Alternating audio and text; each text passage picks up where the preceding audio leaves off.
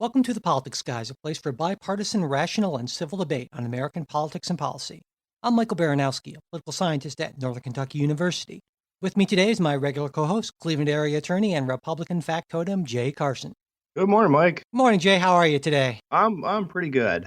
I am as well, I think. We'll see. It's still early, but it's been a big, busy week, and I thought we would start with the sad event that really brought together all of Washington, at least all of establishment Washington. And of course, that's the Yeah. funeral of President George H.W. Bush.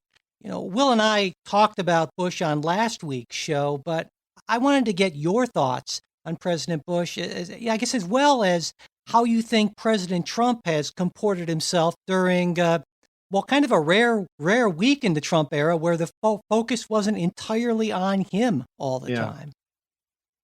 Yeah, I'll say it's one of these things where admittedly, um, typically when we do this show, I sort of try to put on my emotionless, analyst sort of hat, right? And look at things just as objectively as and here's the facts and so forth. But in something like this, it's tough to distance that from a certain sense of nostalgia and sort of what uh, uh, George Bush meant to me personally, and I think to you personally too. And it's not like we knew the guy or hung out, but there's something special I think about political figures. If you're into politics of political figures when you kind of come of age, if you know what I mean, right? Um, he was, I think, with both of us, probably the first president we voted for. Mm-hmm. And president during sort of formative college years. He sent you to war. I We both worked in Washington. During the time when he was president, and um, again, my view is going to be a little bit colored just by um, emotion, but. No, I think we lost a great man, and to say lost maybe is unfair. It's sort of he lived a more than full life, and in that case, you ought not to mourn someone when they pass at 94, but rather celebrate all that they had accomplished. Um, from a policy standpoint, a lot of conservatives had their gripes about George Bush. And if I'm going to list the gripes, I mean, I would say, and on the one hand, he was not necessarily a supply side believer, famously calling the Reagan economic plan, while they were running the primary, voodoo economics. He came around on that. He also, again, famously raised taxes, which I should point out you were really upset about back at the time. Mm-hmm. So in so many ways, he was not answer to conservative prayers, but still, the other piece that, and again, so many people have said this already, he was the first president to really guide us into, what it was his phrase, New World Order, the post-Soviet world, and managed the falling apart of Eastern Europe. Which, I mean, there was ugliness that happened in say Yugoslavia and some of those places, but compared to what could have happened, it was managed. It was managed well, and also sort of enunciated the principle in Iraq, that America is to some extent going to be the world's policeman in this new world order, and that we would build coalitions against, aggression where it happened. So those are big contributions. The other thing that I think sort of almost goes without saying is just sort of the general decency of the man that you got. So I don't know. I'm not sure what else. In terms of there's not much that I can say, or I certainly can't say it as well as others have. So, but yeah, there's certainly a nostalgia now for someone like George Bush, um, at least in terms of, especially in terms of demeanor. That makes sense. Yeah, absolutely. And I made my comments last week, but I'll just add that President Trump certainly made a great effort to be, I guess, what for him passes for magnanimous, and it Yeah. wasn't entirely unsuccessful. And so I guess he can occasionally restrain himself for a very limited period of time, which is, I guess, nice to see and perhaps a little surprising. I would also say that to me, George Bush his passing is a sad thing because it represents to me the passing of the sort of Republican Party that I felt was good and decent and honorable, and then you kind of get from Newt Gingrich on in, and it's the war of all against all, and civility and all that sort of thing gets pushed right to the sidelines. And you'll disagree with this, but I believe that the Republicans have by far pushed this much more than the Democrats, much to our detriment as a country. So anyway, moving on to our first political story of the day, and this is something, Jay, that you very consistently express concern about, and that's vote fraud. I am concerned about that. Yeah, and there are multiple highly credible allegations of fraud in North Carolina's 9th congressional district, where Republican Mark Harris defeated Democrat Dan McCready by 905 votes out of more than 280,000 total votes cast. Now, the bipartisan State Board of Elections has, to this point, refused to certify the election until they can determine whether or not that alleged fraud may have actually changed the result. Also, soon to be House Speaker Nancy Pelosi has said that the House of Representatives might launch an investigation, and if they determine that fraud influenced the election result, they could vote to not seat Harris, which they have the constitutional right to do. Now, this alleged fraud has nothing to do with polling place voter impersonation, and that's the sort of fraud that multiple Republican legislatures have focused on so very intently in recent years. This fraud is well, I'd say that because that's sort of the easiest type of fraud to prevent. Sure, and I understand that's your reasoning, and you're wrong about that, but we'll get to that. Now, this fraud's all about absentee ballots, and that's something that Republicans have largely ignored. Now, some people say that's because yeah, okay. But some people say that this is because absentee voting tends to favor Republicans, and that the whole Republican vote fraud prevention thing is really designed to suppress election day turnout among likely Democratic voters. And I think that's absolutely what's going on here. Now, Jay, before I get your take, I should mention that a number of listeners have suggested that you'll more or less kind of poo-poo this whole thing because your concern with vote fraud isn't entirely genuine, and that you're more or less just kind of pushing whatever the Republican talking points on this are. So what do you think about this? Well, they're wrong. Okay, I had faith. I wasn't gonna. That's what I thought. That's what, in fact, I told a few people. But it is nice to see my faith confirmed. Yeah. No. I mean, look. The integrity of the system matters. I've actually, I think, on previous shows, sounded the alarm and concerns about absentee voting. For that very reason, I think that was something else I raised when we were talking about Broward County, and sort of the anomaly that that you can have this sort of where one where a ballot just gets sent to an address and who knows who lives there or who gets it or who returns it, versus if you show up in person. You have a photo ID scanned and so forth. At least in Ohio, it's actually like a scanner that you use.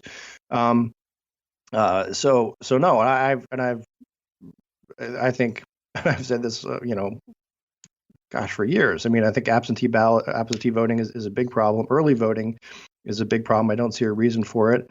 I think it's bad for the system. But we've sort of gotten this weird thing in our heads that the more people that vote and the sooner they vote, the better. I don't think that's great. So look, I think let the investigation go forward and see what they find. And if they find something, those people should be prosecuted to the fullest extent of the law.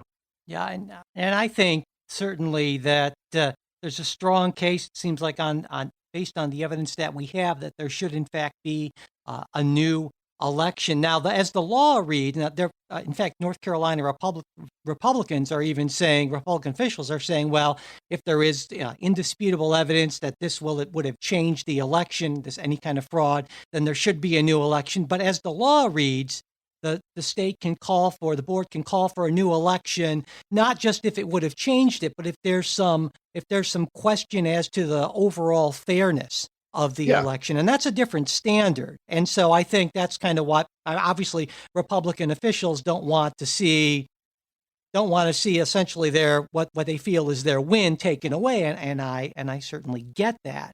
But to me, and again, we've pretty consistently said for any kind of investigation that we're not going to come to any clear conclusion until we actually see the investigations completed. And I hold to that still. And from what I understand, I believe it's going to be like the 21st where they're going to have their evidentiary hearing. And so we'll see what happens. But gee, on the face of it, it sure does seem like this operative went out there and was collecting ballots and tossing them and that sort of thing. And that is obviously reprehensible behavior. And to me, also, from a policy sense, I think that there should be, and as far as I can tell, there isn't this on the ballots or the envelopes for North Carolina. And I don't recall, because I voted by mail in Ohio, I think there should be a pretty prominent... Or so you believe, yeah. Yeah. I think there should be a really prominent, very clear warning on all future ballots to not give the ballot to anyone who comes to collect it, no matter who they say they are. But essentially, your options are to mail it in or to turn it in person to the Board of Elections office. I think that, and maybe people don't know that, and someone can easily convince some people that, oh, no, I'm from the office. And so I think having some sort of a statement on the envelope or on the ballot would be a useful thing. I was wondering what you thought about that. Look, it doesn't hurt, and it doesn't cost any money for the ink to put that on the envelope. Does it change much? I don't think so. Again, I think the better solution is to take the radical, back again, which people would say is horribly disenfranchising. But this is what we talked about after Election Day: is just show up at the polls. If you are disabled or out of the county, those old traditional reasons for voting absentee, I think those should still be kept in place. But the idea that everybody can just sort of order their ballot and vote by whenever, I've got a number of issues with that. And I've heard people say, well, they like it because it gives them time to think, right? They can, look up the candidates and do some research, and it's not just they're like walking in, especially with down ballot races, people you might not know a lot about. And I get that, but I think there's other solutions to that than mail-in voting. Well, it's not just that. It's that there are oftentimes extremely long lines at polling places, and there's been plenty of research suggesting that those long lines and waits are not evenly distributed, and they tend to affect people in certain large urban areas more. And not only that, but certain people like me, or I would probably guess like you, might have a little more flexibility in their jobs, and it's easier for them. And so it's really a matter not just of having more time, but it's a matter of making sure that no group has significantly greater barriers to participation. Well, fair enough, but like I said, let's balance that with the potential of fraud, and so sure. And there's the potential for fraud on one hand, but there's also the people who don't have the opportunity to vote. Then on the other hand, you need to weigh the pros and cons of that. All right. Okay. Before we get to our next story, we want to thank our newest supporters, our newest Patreon supporters, Dania and Eric. Thank you so much. And also, we'd like to thank Michelle, who recently doubled her support for the show. Wow. Yeah, thank you. Yeah. And, we recently reached our goal of 100 Patreon supporters. And I said that once we got there, I would post my 12-part series on American politics for all supporters. The Baranowski Manifesto. There you go, along with the accompanying PowerPoints. And I will start doing that. Right now I'm in finals grading week, and it's a pretty intense thing. But That will be over within the next week, and so you should look to see that starting or sometime during the week of December 17th. Also, Jay and I will be doing our second deep dive policy episode on racism and sexism. That should be interesting. We're going to do that on December 22nd, and that should be posted pretty much right on December 22nd. And that will be available to all Patreon supporters at the $5 a month or higher support level.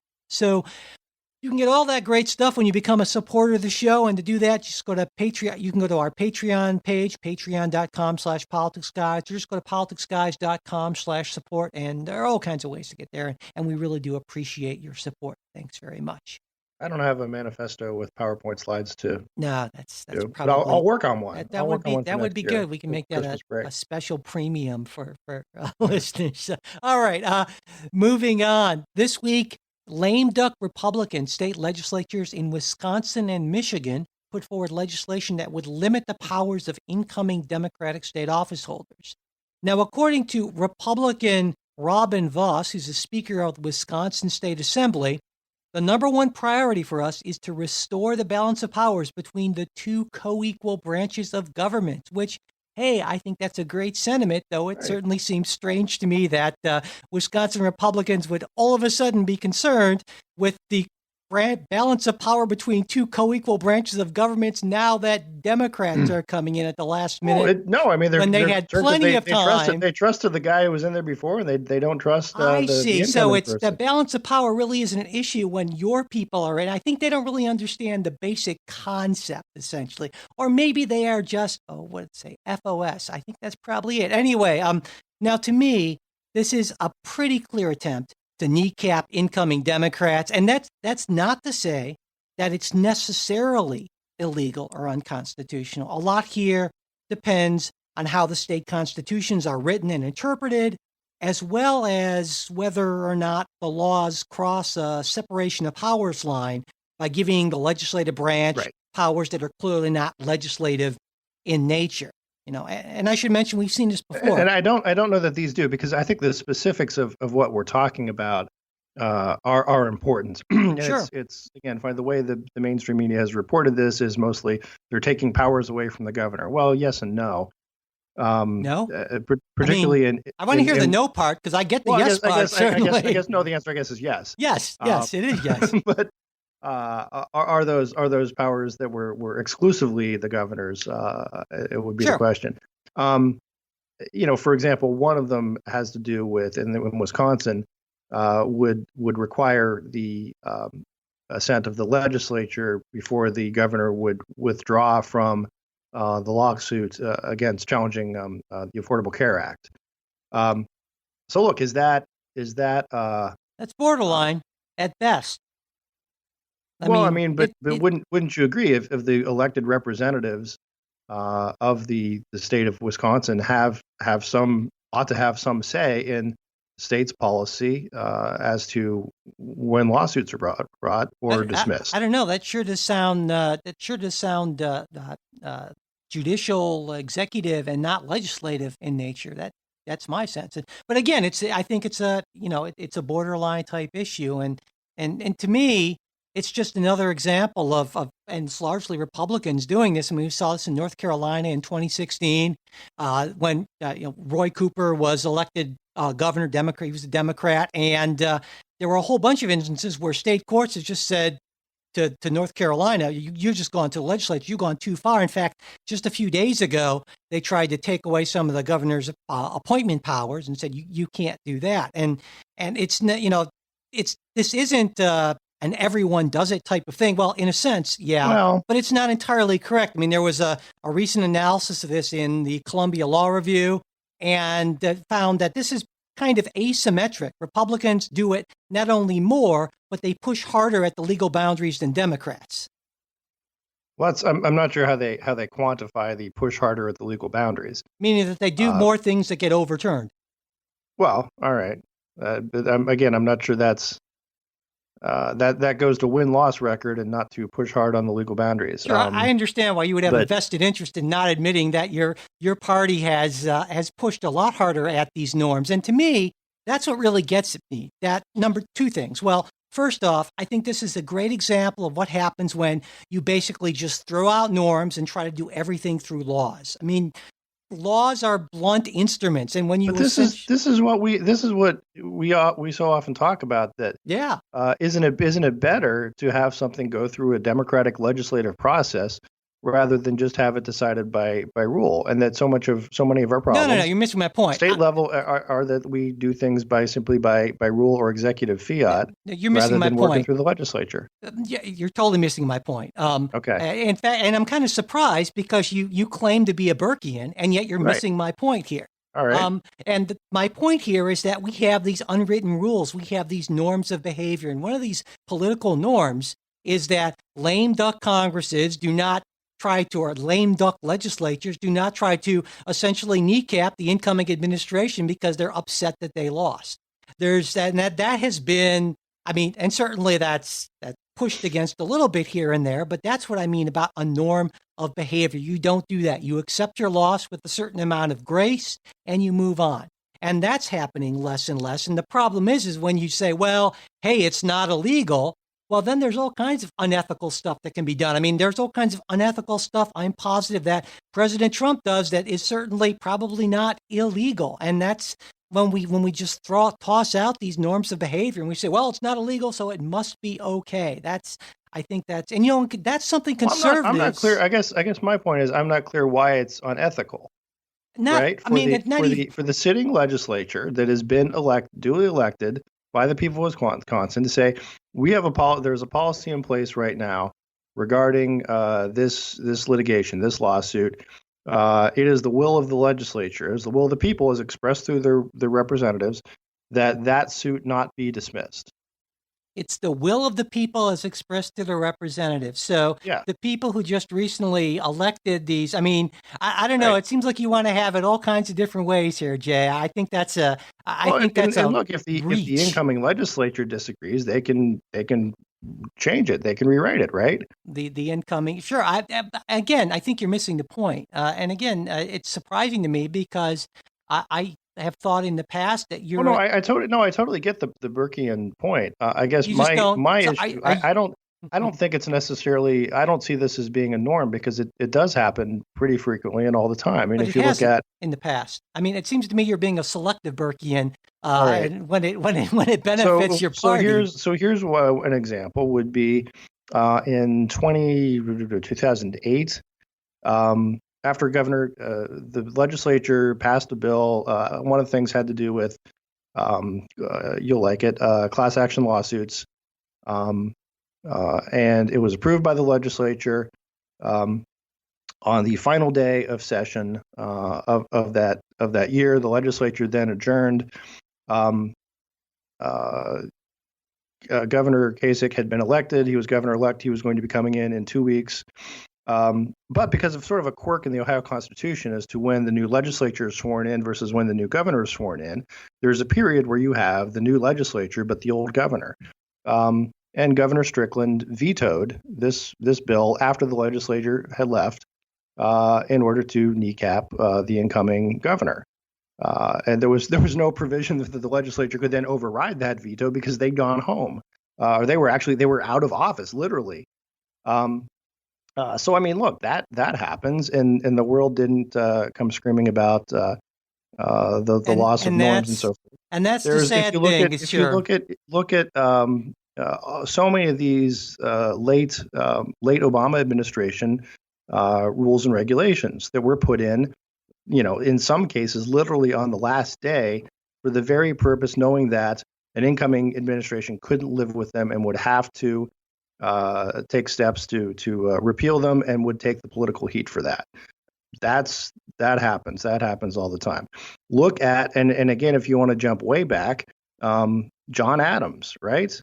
And this is how our whole tradition of judicial review got started was John Adams appointing judges literally at midnight on his way out of office in order to kneecap the next administration. So, if you want to say it's not nice, I'd agree with you. It's not nice. I don't think it's necessarily unethical, and I don't think it violates a norm because I think we just see what the norm is differently. I guess I see the norm as being being a gracious loser and not trying to not trying to destroy your opponent when he or she comes into office. And I guess you don't have a problem with that, and I guess I do. Well, no, come on. I'm saying is look, if you've got a policy interest that people elected you to protect, to just say, well, there's a new governor coming in, so forget it. You're going to argue that the people have expressed an interest in balance of powers issue. I think that's Yes. a reach. I think that's a huge Yes. reach, and I totally disagree. But anyway, I think that Edmund Burke is rolling in his grave. He's with me on this, and he's hugely disappointed in you, Jay. But I don't think so. As to policy, well, you're wrong. That hurts. Burke is disappointed in me. You're wrong a lot. But anyway, I think there's one way to what I would like to see is, you think about why this can happen, and it's because of this period between the election and the new legislature being in office. And there are 3 states: Alabama, Indiana, and Nevada. They all swear in their new legislators right after the general election. And there's a Florida state law, I believe, says that the term of office for each member begins upon election. And I think if we're going to just throw these norms out, then I think that moving to some kind of a system like that makes a lot more sense. Because, of course, in the old days, these laws were put into place, these long periods, because of the time it would take to get to the state capitol or this kind of thing and move. But things move a lot quicker, and there's no reason why we can't at least make this period a bit shorter. And I think I would probably be for something like that. What do you think? Ooh, I'd say careful what you wish for. There's something to be said about things that can get done in lame duck sessions that can't get done otherwise. If you're just talking about the real politique of this whole thing, right? There are sometimes the tough choices are made in lame duck sessions, and the reason they can be made in lame duck those tough choices can be made is because they're in lame duck sessions. So I think that's it. Also, it would alter the legislative schedule in so many places, right? If you had to have everything enacted before Election Day, that's. But there are ways to do it. The fact that a number of states do it, so it's not like this is some radical experiment, right? And I don't know how it works there. I don't either. Yeah. But again, my sense as a Burkean would be leave it alone. And again, it's there's always this sort of democratic thing of if things aren't going your way, well, we need to change the Constitution. And again, my instinct is not to go there. I think there would be a lot of unintended consequences going there. I don't know what the experience has been in those states that have done this, and maybe it's just you get used to it. I don't know. You were just talking about will of the people, so I am talking about will of the people. Well, and the other thing is, and again, you probably know that the words "will of the people" don't come easily off my tongue. Yeah. The whole Rousseauian. Sure. I'm with you there. I'm not, that you get, a lot of other people might not get, but yes, Sure. It pains me to say that. I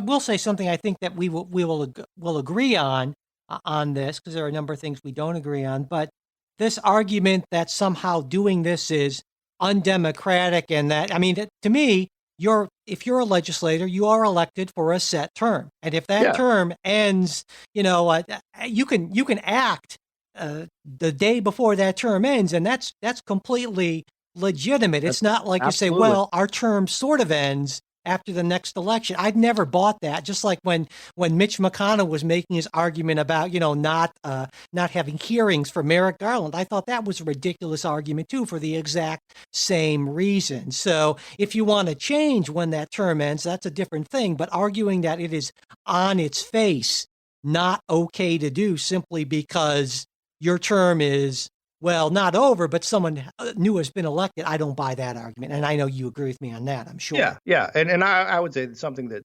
I've sort of taken some umbrage at is the mainstream media and a lot of outlets was describing this as like a coup. A coup, yeah. And it's sort of, no, they voted the way that they didn't want to do it. And look, if this is something, and I'm no expert on the Michigan or Wisconsin constitutions, if it's something that violates their constitutions, they're going to have a legal remedy, and they'll get that worked out. If it isn't something that violates their constitutions, well, then, like I said, it's fair game. And if you want to say it was not nice, it was sneaky to do that, that's fair. Um, um, Sure. but again, I guess we just come down to what we see as the norms of behavior, and I think I've seen a lot of crazy stuff happen in lame duck sessions. Um, some good, some bad, and I think that's part of the process. And that's why um, it doesn't shock me to see this happen. So Yeah, it doesn't shock me either. I think it may be just, I think I'm a little more of an idealist than you are, Jay. all That right, is the well, problem. I think you are. Yeah, absolutely. Okay. This week, CIA Director Gina Haspel briefed senators on the killing of Washington Post journalist Jamal Khashoggi, and senators from both parties emerged from this briefing convinced that Saudi Arabian Crown Prince Mohammed bin Salman ordered the killing. For instance, frequent Trump apologist, I guess I'd call him, Republican Senator Lindsey Graham said, "It is zero chance, zero, that this happened in such an organized fashion without the Crown Prince." And this was echoed by Senate Foreign Relations Committee Chair Bob Corker, who said if the Crown Prince went in front of a jury, he would be convicted in 30 minutes. And then there's Alabama's Richard Shelby, who said it would defy logic to think that anyone other than the Crown Prince was responsible. And yet, the Trump administration and the president himself continue to equivocate, and they've really taken no significant action in response, I would say. And, I've said this before on the show, and I'll say it again. To me, the only way to send a message to the Saudis that will mean anything to them and that will potentially get them to think twice before attempting another, well, really kind of brazen criminal act like this is to hit them where it hurts. And what I'd like to see is I'd like to see a suspension of all military support and all weapon sales for a non-trivial period of time. Now, what that length would be, I don't know, but it would have to hurt and hurt a lot.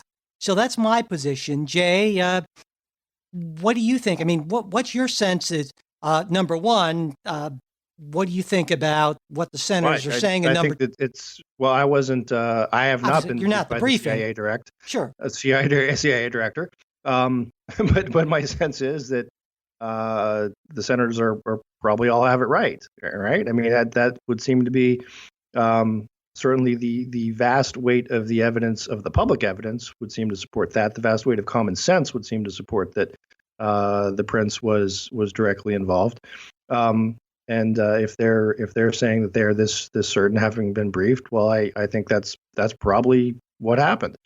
So the next question is, what do we do about it? Yeah.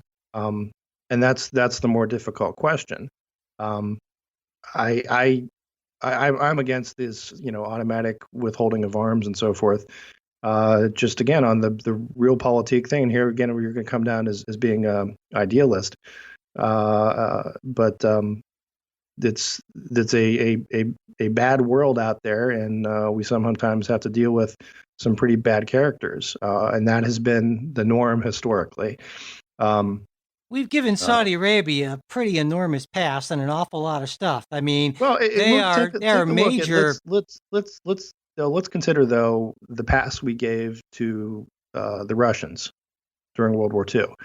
Now you can say, well, that was different. I think it was probably a little bit different. Yeah. Well, but again, let's consider we are outraged that the Saudi prince killed one person. Stalin killed likely 20 million. And yet, we had our president, our government, Hollywood making essentially propaganda films. That's it. But it's an entirely, I think it's a false analogy, and here's why. Because in that case, we were dealing with the difference between a monstrous wrong and what we judge to be a more monstrous wrong or evil. Sure. In this case, we're dealing with some pretty significant bad activity compared to, I don't know, I guess oil and regional stability. What we think is regional stability. You're not figuring in the Iran part of it, though. I think I am, actually. I mean, I think I'm totally figuring in Iran, and I think that this idea that we're going to put all of our eggs in the Saudi Arabian basket against Iran is incredibly short-sighted and wrong-headed. Well, I guess that's where we would disagree. I think we have much more hope of actually working with the Saudi government now and in the future than we ever would with the Iranians. And even if we didn't, even if we find the Saudis despicable, and I do, um, we would still prefer them to be in a position of power vis-a-vis the Iranians than to have Iranian hegemony in the Middle East. But where are they going to go? I mean, this is the thing. Serious? No, I'm being totally serious about this in the sense that we have this idea that we can't push on them to get we can certain push on things. it. We can push on them, and I think Just in not a way that hurts them. I mean, that's my point. We can do the pushing behind closed doors, and there may be other things going on that that you and I don't know about. Oh, I'm sure there are. But I'm thinking suspending the arms sales. I think that sends a dangerous message to the Iranians and to others who would seek regional hegemony. That would be a signal. Hey, the U.S. is not going to back these guys up anymore. Let's go. That would also send a signal to the Russians.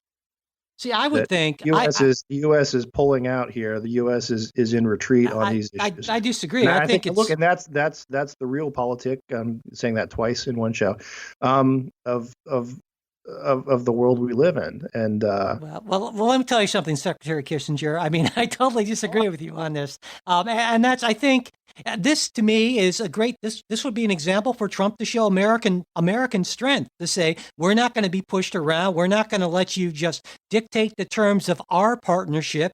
We are the senior partner here. Sure. We're going to hold the cards, and we're going to tell you what you're going to do, and that's showing American strength in a positive way. But of course, I tend to think that our president is so deeply in bed with the Saudis in all kinds of questionable ways that he can't afford to do that, because he is a cowardly, craven, corrupt man who knows that he can't do some of these things because he's fearful of being exposed, and he should be. Oh, wow. Well, I mean, that all may be the case, but that doesn't mean he's wrong. I think he's wrong too. That's what I come back to is, I mean, there's been plenty of criticism, and I've leveled it myself, that you can do something. And for example, Reagan did this with some of the regimes that we worked with in the Cold War, right? For example, Marcos, where you can take a firm line and say, listen, we absolutely deplore the way you're handling your government, the corruption, the human rights abuses, and you can call them out publicly. But that doesn't mean you're dropping your alliance with them or changing things on the ground. You can do other things. I think our difference is a matter of degree. I'm all for calling the Saudis out and saying you can't do this. We're going to to discuss consequences, and this is going to harm the relationship and so forth. But sort of the blanket. We're not going to sell you our arms anymore. We're not going to. I didn't say not anymore. It's more of a case of do something that hurts, but that isn't fatal to the relationship. But unless we impose a real cost, we will. We're going to require you to do more on human rights or something like that. We'll say pretty please. I mean, you talk about realpolitik. I'll use the word. What the heck? What's going to move them to change what they're doing? I mean, pretty clearly, MBS did this. I used his trendy name there, right? Obviously, if he did this because he felt that Khashoggi was a threat. And so the only way to change their behavior through kind of using this kind of very realist sort of frame is to make doing that less of a threat than the concern about the loss of U.S. support. I mean, sure. I'm betting that MBS is thinking, man, that was a boneheaded move that I did. Maybe you're right. I hope you're right. Certainly, I think, yeah. All right. Well, let's move on then. The G20 summit ended last week, and I think it was, I would say, largely uneventful, with the exception of President Trump announcing that 90-day ceasefire of sorts in the trade war with China.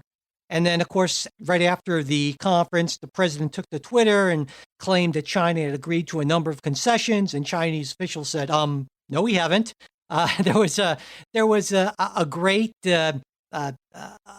memo by the financial firm J.P. Morgan, this trading note they wrote. It doesn't seem like anything was actually agreed to. and White House officials are contorting themselves into pretzels to reconcile Trump's tweets, which seem, if not completely fabricated, then grossly exaggerated with reality. And I thought, well, that's typical Trump. There you go. Yeah. Well, what's your take on that part before we get to kind of the second China thing? I again wasn't invited to dinner at the G20, so wasn't there. Can't say what happened.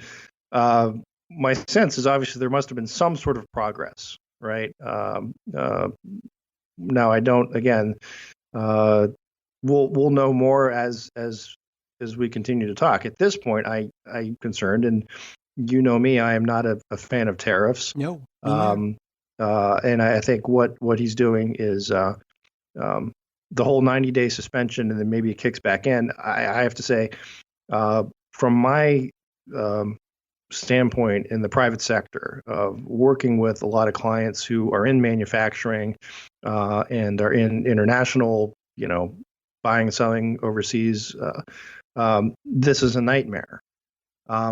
Because the biggest thing that the business community craves, and you'll be surprised to hear this. I mean, you think it's low tax, low regulation. Let us poison people, and those are all important.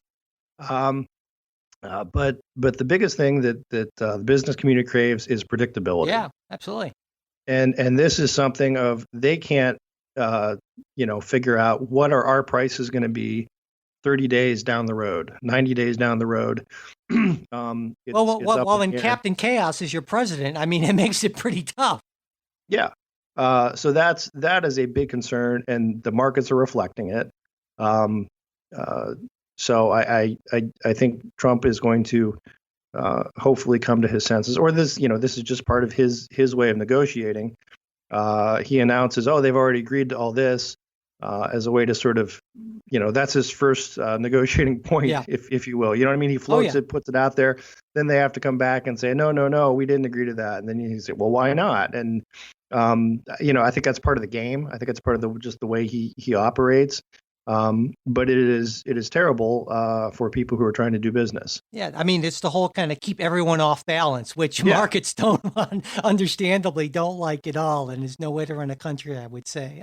I thought we'd be pretty much in complete agreement on this. I'm wondering how much that agreement will extend to the other sort of China-related story. That's, of course, the chief financial officer of the tech giant Huawei, being detained by Canadian officials for extradition to the U.S. concerning what would seem to be a potential violations of U.S. sanctions against Iran. Now, I should point out that Huawei's been a concern for U.S. officials for, a number of years.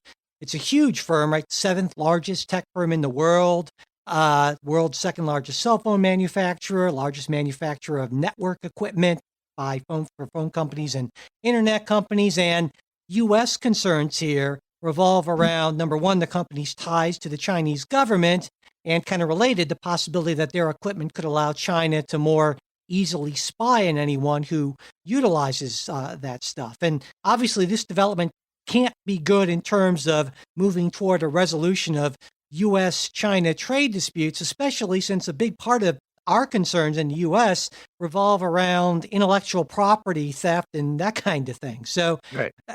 Jay, how big of a deal do you see this as? Again, this is it's hard to say. On the one hand, this might well be something that is helpful. Okay. I mean, this sends a message to China that we will not look the other way if their companies are violating these prohibitions, particularly on the sanctions front. There's always a little bit of me that's troubled when you see just a business person just be arrested, right?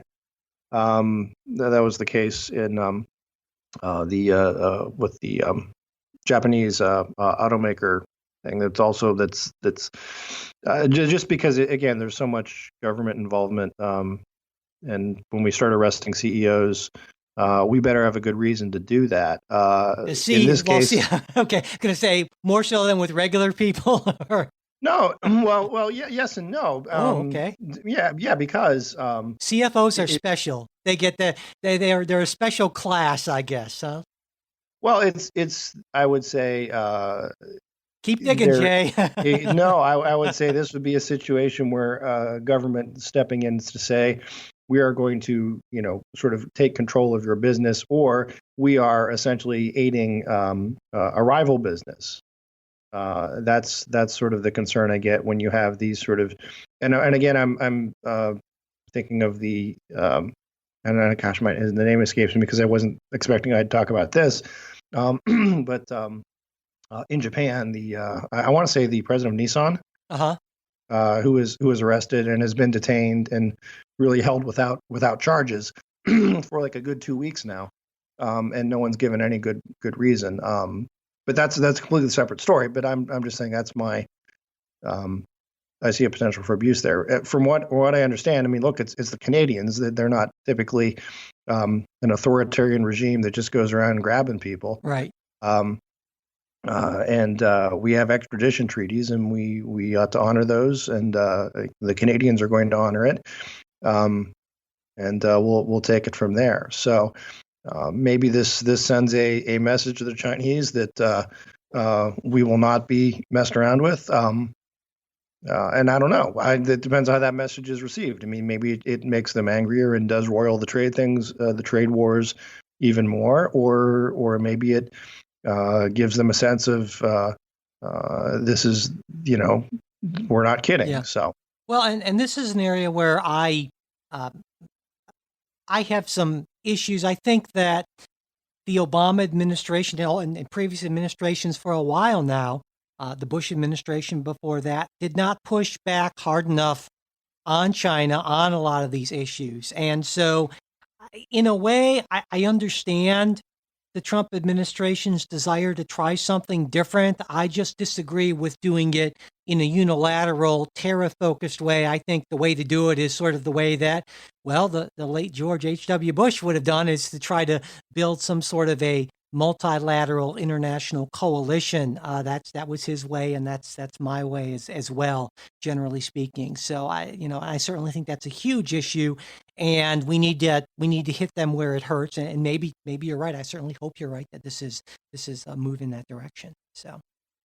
All right. Well, before we wrap up today, I want to mention that as soon as Jay and I are done recording this show, we're going to be doing our special supporters-only exclusive after show. And this week, we're going to be talking about, well, there's some good news, I think, from freshman Democrats. I'm excited to talk about that. And Jay, I get to talk about my favorite government agency. You know what that is? Oh, I do. Yeah, the good old CFPB. Back. Yep. Yeah, how it's sort of the sad state of the CFPB under the dastardly Mick Mulvaney, and we'll talk about that, I think, a little bit. So if you're interested in that, you should definitely check out the supporters bonus show. And if you're a supporter, that should be in your podcast app by the time you hear this. And if you're not yet a supporter and you'd like to help keep us going and get access to that, just go to politicsguys.com/support.